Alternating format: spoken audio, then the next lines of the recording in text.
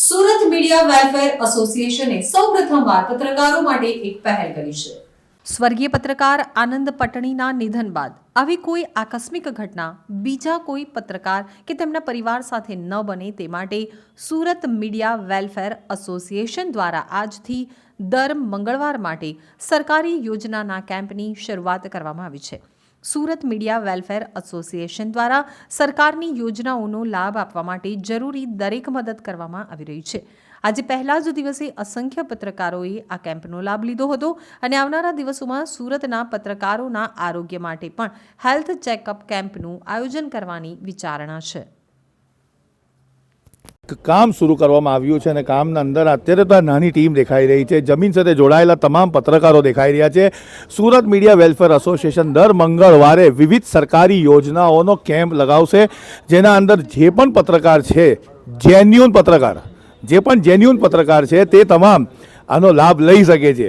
તમારી સામે છે કે આ તમામ જે પત્રકારો છે એ આ કેમ્પનો લાભ લેવા માટે આવ્યા છે।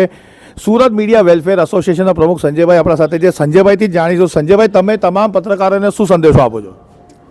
એ સંદેશો છે કારણ કે આઝમભાઈ આપણે વચ્ચે આનંદ પટણીભાઈ ગુજરી ગયા છે અને હાર્ટ એટેકથી ગુજર્યા છે અને અમે લોકો ખૂબ મહેનત કરતા હોય છે, પોતાના સ્વાસ્થ્યનું ધ્યાન નથી રાખતા અને આ ઘટના પછી અમે વધારે શીખ મળી છે અમને બધાને અને બધા તમામ મીડિયા કર્મીઓ જે ફિલ્ડમાં કામ કરે છે, ઓફિસમાં કામ કરે છે, સ્ટ્રેસમાં રહે છે, પોતાના સ્વાસ્થ્યને ધ્યાન નથી આપી શકતા, એ તમામ લોકો માટે જે સરકારી યોજનાઓ છે, સામાન્ય નાગરિકો માટે છે, પત્રકારો માટે પણ એ યોજનાઓ છે, પણ અમે ધ્યાન નથી આપી શકતા, અમારા મીડિયા બંધુ ધ્યાન નથી આપી શકતા। એ લોકો સરકારી યોજનાઓનો લાભ લે, જે કાર્ડ બનાવવાના હોય, અલગ અલગ કાર્ડ છે, જેમ કે અહીંયા તમારે બેનર છે, આયુષ્માન કાર્ડ છે, આરટી ફોર્મની સુવિધા છે, પ્રધાનમંત્રી સુરક્ષા બીમા યોજના છે, જીવન જ્યોતિ બીમા યોજના, અટલ પેન્શન યોજના, સુકન્યા યોજના, મેડિક્લેમ, બાઇક બીમા, ઈ શ્રમ કાર્ડ, આ તમામ જે સરકારી યોજનાઓ છે આનો લાભ પણ મીડિયા કર્મીઓ લઈ શકે છે।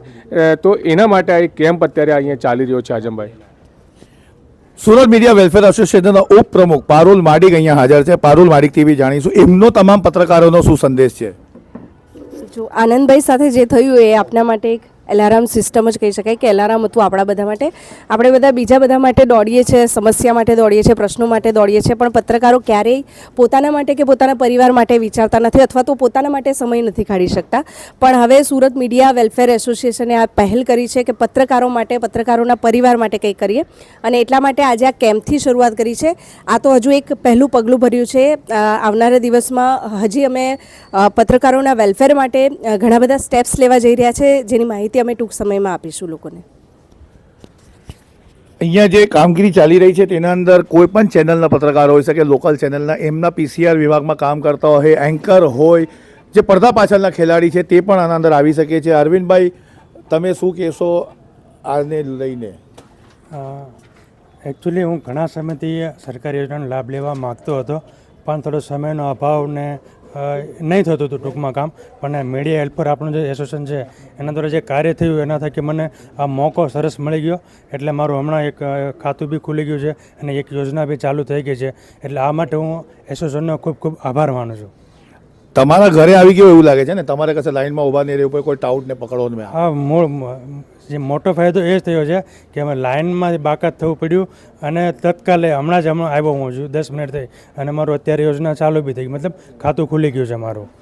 પ્રશાંતભાઈ, તમે તમામ પત્રકારોનો શું સંદેશો આપશો? કેટલી તારીખથી કેટલા વાગ્યાથી કેટલા વાગ્યા સુધી અવેલેબલ છો?